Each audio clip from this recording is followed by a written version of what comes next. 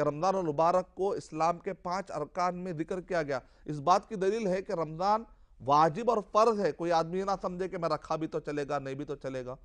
سورہ بقرہ سورہ نمبر 2 کے آیت نمبر 183 میں اللہ تعالیٰ کیا کرے, کوتیبہ فرض کیا گیا ہے تم پر.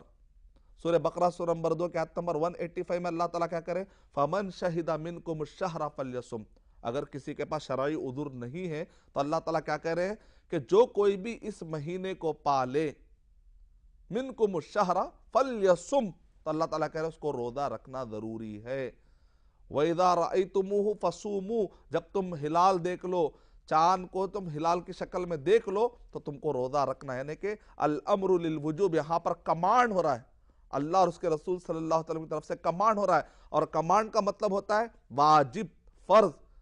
کوئی چھوٹ نہیں ہے کہ آدمی چھوٹے موٹے بہانے بنائے. اسی لیے کہا گیا وَعَلَى الَّذِينَ يُطِيقُونَهُ کہا گیا, يَسْتَطِيعُونَ, لا يَسْتَطِيعُونَ نہیں کہا گیا.